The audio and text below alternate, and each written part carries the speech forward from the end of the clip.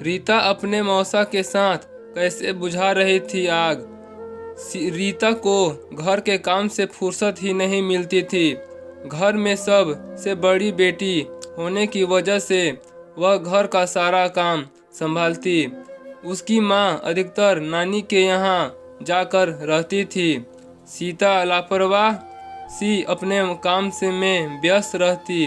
अक्सर उसका मौसा चौरे उनके घर आता और उससे हमदर्दी जताता। चौरे सरकारी विभाग में इंजीनियर था और उसके पास अनाप शनाप काफ़ी पैसा था। वह इश्कबाज था और लड़कियों पर अक्सर दिल खोल कर पैसा उड़ाता था। रीता के लिए भी वह कभी साड़ी तो कभी मेकअप का सामान लाकर देता रहता था। रीता को घर में इस सामान के बारे में कोई पूछता भी नहीं था कि उसके पास ये सब कहाँ से आ रहे हैं। उसके पिता पैतृक संपत्ति के हिस्से की बाँट जोह रहे थे। छोटी बेटियों पर वे ध्यान देते, लेकिन घर की बड़ी लड़की रीता जैसे घर की काम वाली ही मानी जाती हो।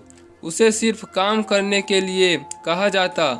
छोटी बहनें इधर उधर मटर गश्ती करती रहती, पर रीता घर के कामों में ही उलझी रहती थी।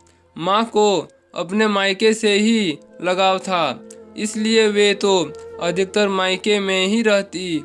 रीता की घर चला रही थी। मौसा चौरे के लिए यह सुनहरा मौका था। वह जब तक आकर रीता से पराठे बनाने को कहता, कभी आमलेट बनवाता।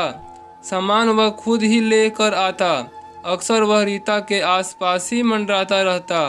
धीरे धीरे उसने रीता को कभी कभार अपने फ्लैट पर बुलाना भी शुरू कर दिया। अक्सर जब रीता की मौसी कहीं बाहर गई होती तो वह रीता को अपने फ्लैट में बुला लेता और उसके साथ मौज मस्ती करता। इधर मौसा के कहने पर रीता की माँ भी उसे आसानी से भेज देती। वे यह भी नहीं सोचती थी कि उसकी बेटी अपनी ही मौसी का घर उजाड़ रही है। बस इसी तरह रीता अपनी मौसी की सौत बन कर अपने मौसा के साथ अपनी उभरती जवानी की आग बुझाती। मौसा अपनी हवस पूरी करता और रीता अपने भीतर की आग को मौसा के आगोश में आकर शांत करती। अतः अंत में हुआ यह कि रीता को दिन चढ़ गया। यह देखकर रीता की माँ के होश उड़ गए।